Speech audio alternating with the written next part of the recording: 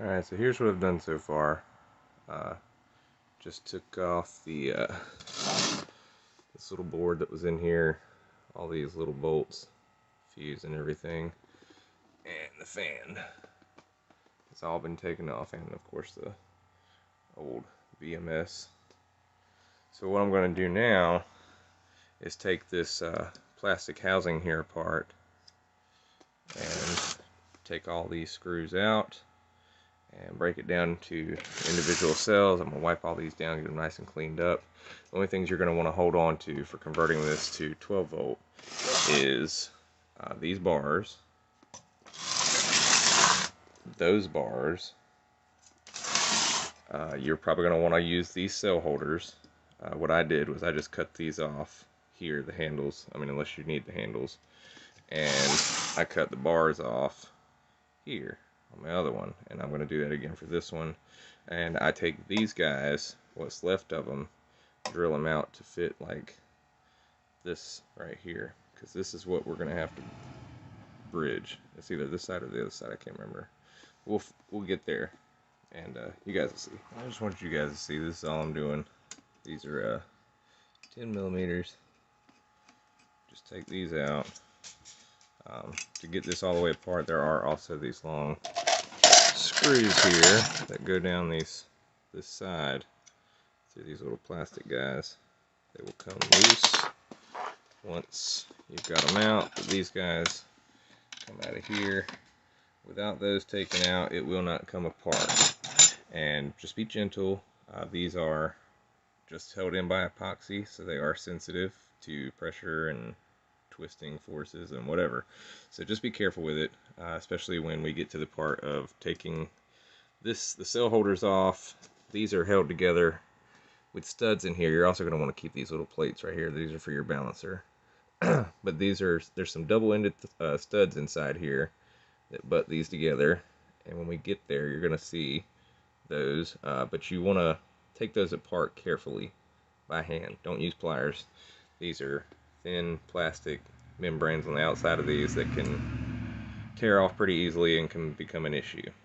So now that I've got those off and those long screws, this piece will come off now. Don't take it off yet.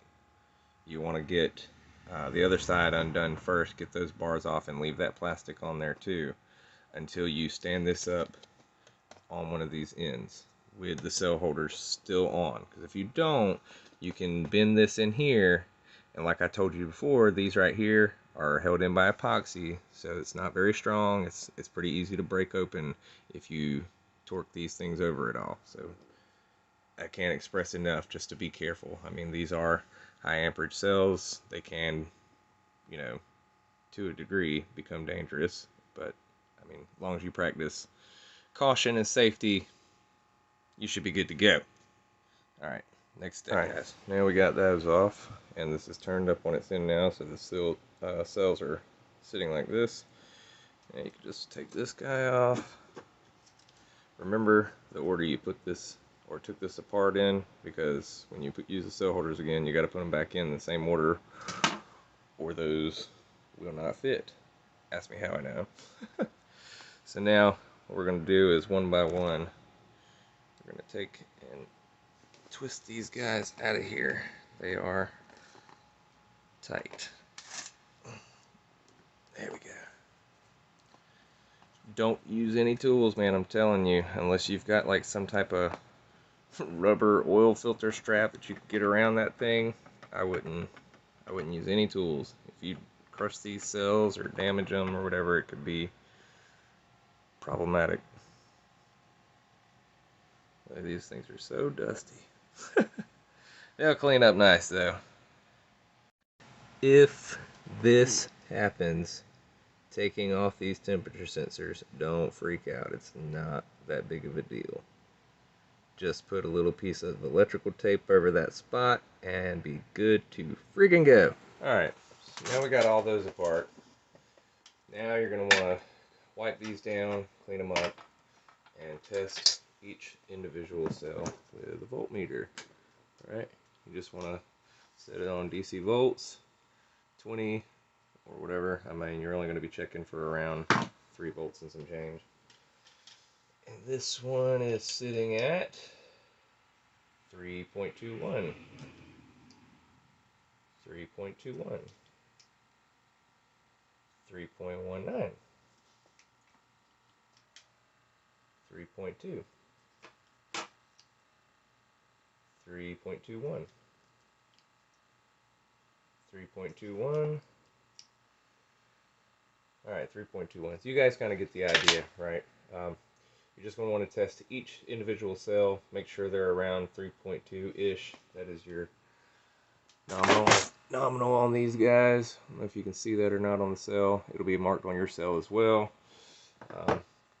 Yep, check each one, make sure they're around that. If there's anything low or a little bit above that, a little bit above might be okay, but if you've got a couple of these cells that are reading like 3.1 or 3, you might want to after you passively balance these, you know, if it doesn't straighten out, then you might just have a bad cell there. I don't know if I'd go putting it into the pack.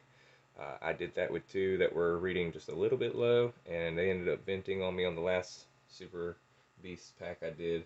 So with that in mind, just be cautious putting those in there if you're gonna attempt to use them. The 2 that went ended up taking out 11 other cells with it. So just keep that in mind. That can happen. They can discharge into the other cells that are in the pack. So I'm going to get these all cleaned up, tested out, and then we're going to set them up for passive balance. And they're going to sit like that for probably a week. Alright guys, we'll be back in a few. So, just a wet rag. Clean this dust up. Wipe it down. Microfiber to dry it up.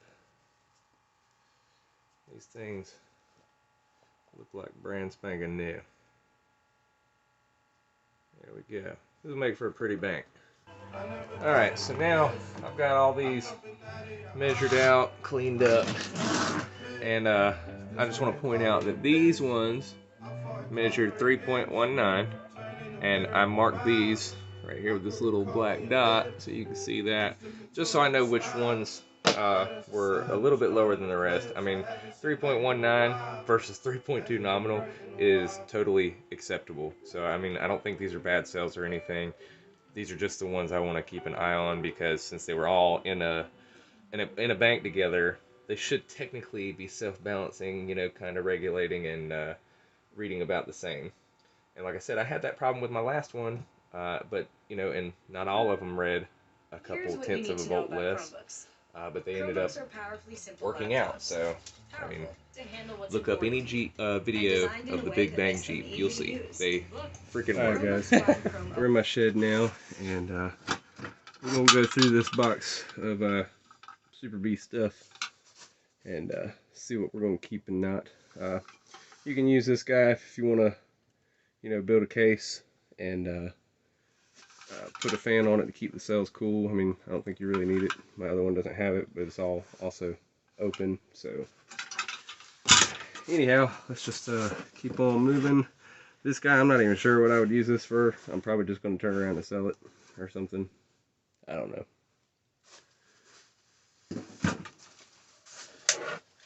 Bunch of screws and a fuse and a couple little pieces here and there. Honestly, won't need these. Some of the pieces from the last one are still in here.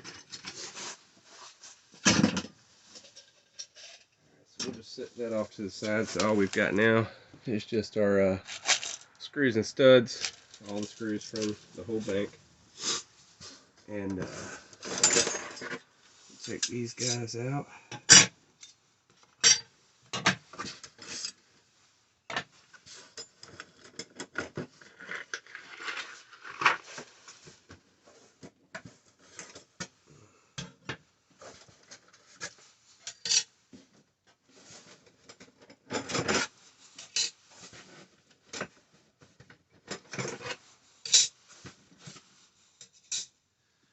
Okay, let's check it out. You're gonna need a flat head or a Phillips head.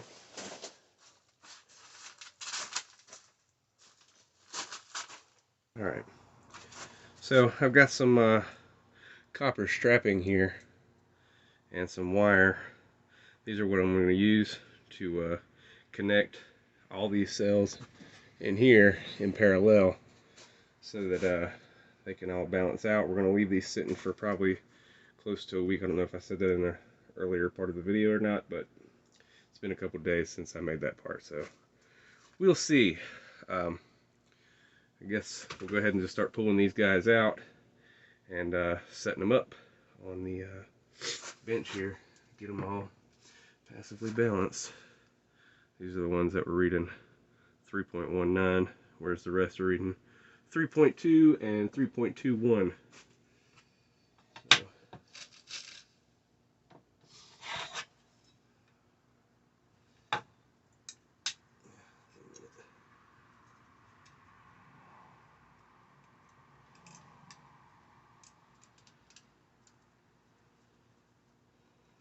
So you don't want to make these extremely tight because you can break either end there and cause your cell to vent. A vented cell typically is a no good cell. I strongly recommend not using vented cells. And so what we're doing right now is we're going to hook these up negative, negative, they're all going to be the same, and it's only going to be one bank thick, so we're not going to be doing this guy like in final assembly. It's just one for right now. And this is to passively balance these. There's no active balancer. So what this does is the cells being all connected into each other like this for a while, we'll let them bleed off into each other, and the ones that are a little bit lower should theoretically come up, and the ones that are the highest should theoretically come down just a tiny bit, you know, to even out to where they should all be reading almost the exact same. And the reason it takes so long, even if the cells look like they're measuring good, unless you've got an internal resistance reader or state of charge, some way of figuring out the state of charge, then you're not going to know how much these are actually charged up because of the way these headways work. These work a lot like, so their graph will start off at 3.4 whatever, and 3.2 is about where nominal usually sits, and they'll kind of stay steady until they're dead. Then they drop off really hard. So once you start seeing voltage drop below your 3.2 or whatever, or 3 volts, whatever, and it takes a minute for it to recover when it's in use, that's because your state of charge is pretty much depleted. You're going to need to charge it back up, let it sit there for a little bit.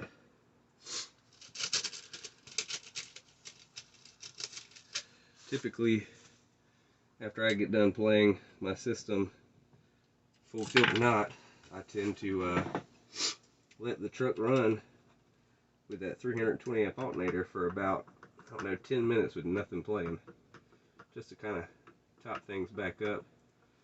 But pretty sure you need to put these on a charger every now and again, a good LifePo 4 charger or a power supply, CCCV power supply. Now, you don't have to charge these while they're in this configuration. You can.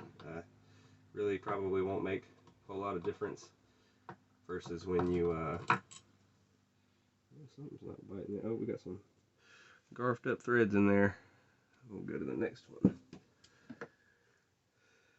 And I don't even know what I was saying.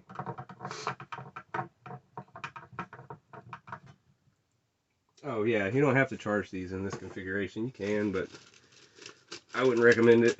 I mean, there's nothing wrong with it, just unnecessary. Ooh. Yucky. There's some crud in the thread. So definitely check, make sure you don't want anything stuck in your threads like that. This is some type of like dust or something, I don't know. It's really stuck in there, but this can cause a connection issue. Anything like that causes resistance and can make for a crappy connection, which is not what you want. Y'all have to forgive me, dude. My allergies are acting up like crazy right now. So I have a nose that won't stop running.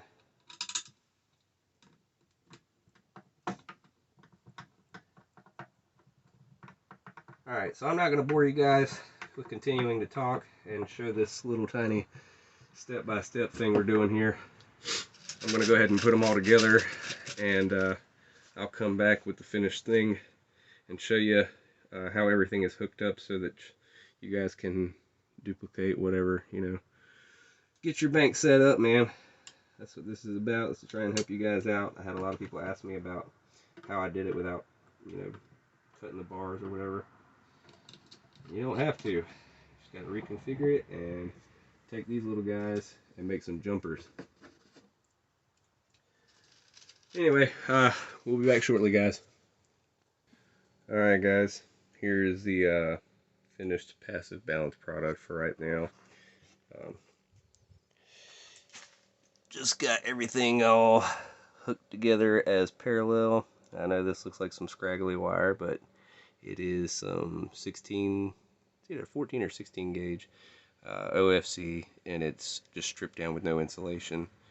And the idea here is just loop it around these nuts and washers so that you've got at least all the cells are connected, you know, on their respective ends, this side being positive, the other side being all negatives, right here. Get you a little look there. You see they're connected with the little piece of strapping there, copper strapping, this stuff right here. And I've seen other times where guys will take and lay these all out in one row and not use the bars at all. They'll just use the strapping like that and stack them two, like so, I guess. And they'll just wedge them underneath this guy and go down the whole thing. I'm sure if you look on Facebook or something, you'll find an example. So let's see. Set this back up here. Alright. And we'll show you real quick before we go on to the next step that you can touch this terminal on DC 20 anywhere pretty much and get the same voltage. So there's your negative. We'll try this guy. 3.2. Let's come over here. 3.2. Over here. 3.2. Alright, we'll change the ground spot. We'll go way over here. 3.2. Alright, so we're going to leave those for a while. Probably, at the very minimum, I would leave them for at least a weekend. But realistically, it'd probably be better to leave them for a week, maybe two. Depends on how pressed you are, I guess, for your project. But I mean, really not going to hurt anything the longer you leave them. I mean, to a degree, obviously you want to finish your project at some point. But alright guys, we're going to let this thing do its thing, and we'll be back in a weekend or so, or a week, and finish this guy. We'll get it all assembled, cut up the handles, and yeah, we'll get this thing working, man. Alright guys, so here's what we're gonna do. We're gonna take this guy right here. We are gonna cut these little ears off of these guys, right? Then we're gonna recycle them. I'll show you how. We're gonna need a colored Sharpie. I guess a black one would work too. Line those holes up just right.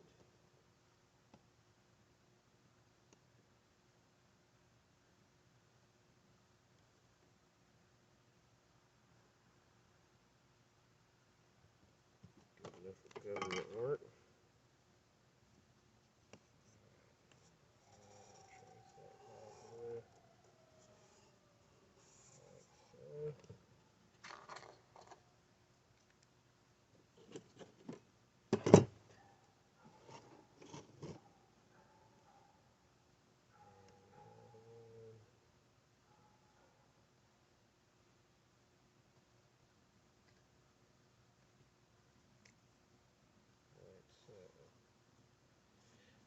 see how these kind of stick off the end here?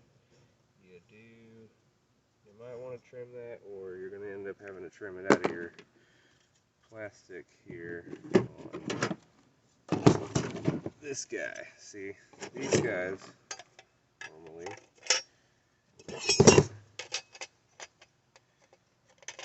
go there, and they're going to go there again. But we're going to cut this out here and here and make some jumpers. And that's going to be our new, this will be all, we're about to cut all this handle off too. Probably go flush with this guy right here. Or, actually no, right here. Yeah, we'll go flush straight across there. So we'll need to get a straight edge, lay that across there. That's not long enough. And, yep, we'll cut that off. So we'll be back here in just a few. Alright, now we got those to fit in there. Here and here. No more little dangly pieces. We're going to recycle these though as jumpers, like so. We'll cut those feet off, mark those holes on this side specifically, because the spacing here will be a little bit different than it is on this side with that guy. So we're going to mark these holes, drill them out, cut these little feet off the end here. And next thing is marking this straight and this, and we're going to cut this off here, that whole handle, and then cut this out the middle section here. Alrighty.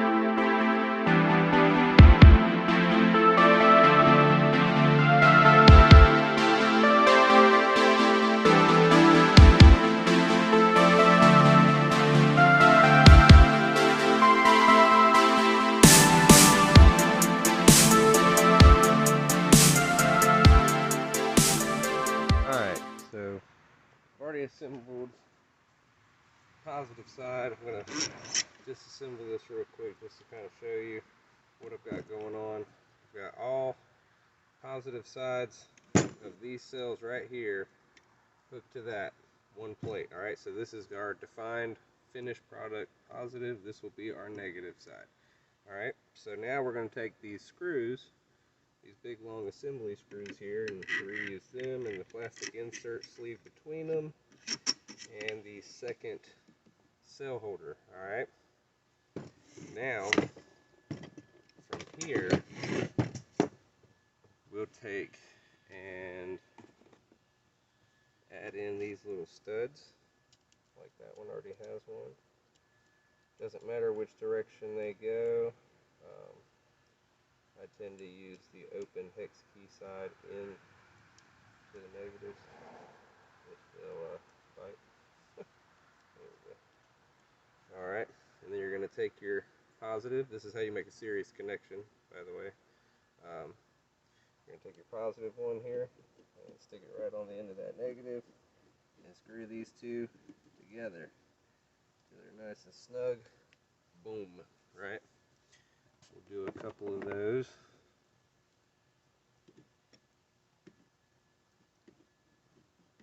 Be careful not to cross thread these. It is very easy to do. And don't over tighten them. Also very easy to do. Ah, crap. I forgot. We gotta add these plates in. Okay. So we'll take those back off.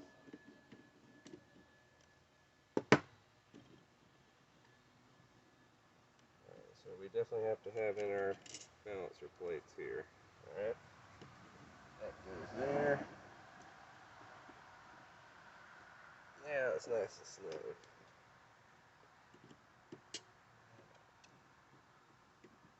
Just like that. Alright, and this one I have, you know, because based off the shape is going to determine which one of these plates you use. This one obviously is going to go here, so the tab is extending to the outside, so you can make your little wire junction points. So we'll keep adding these studs and other cells with the plates. Yada, yada. Like so.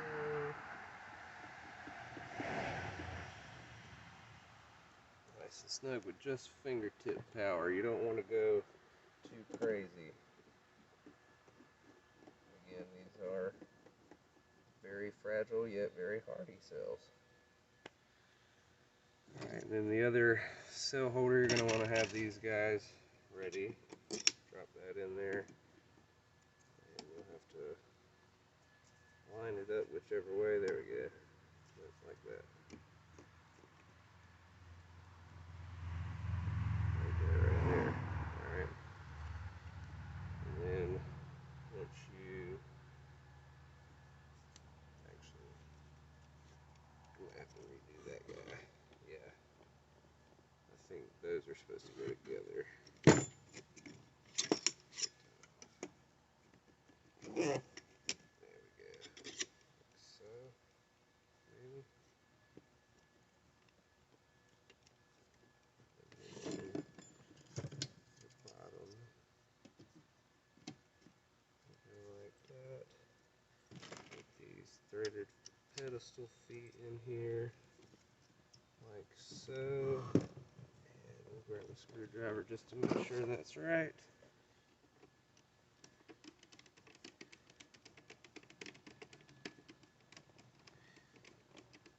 And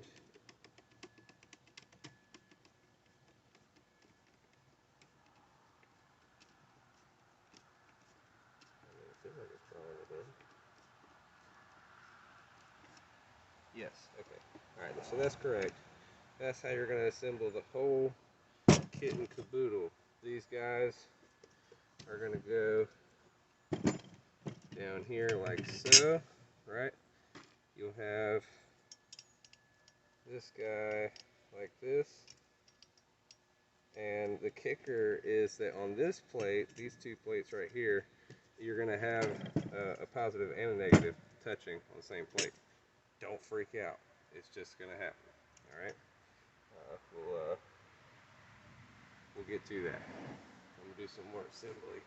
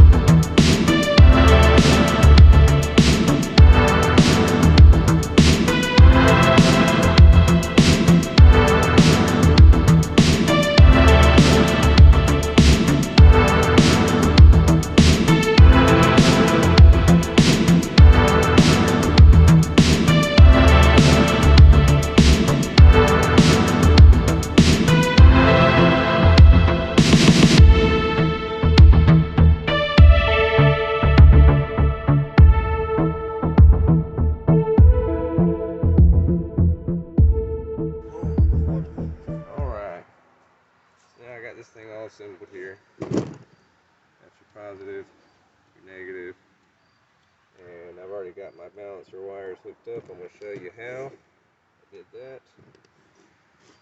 So, with a 4S balancer, like so, you'll have your 5 wires here. Red is going to go to your positive right here. Your white one is going to go on those 2 tabs on this side and this side of your bank. Your yellow is going to go on the bottom. I'll show you that.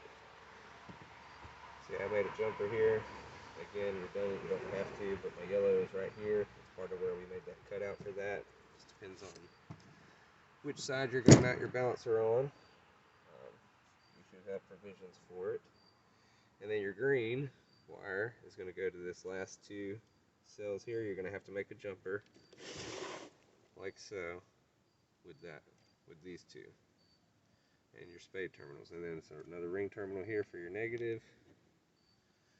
Plug this guy in. Make sure you plug it in the right direction. And it should energize and come on.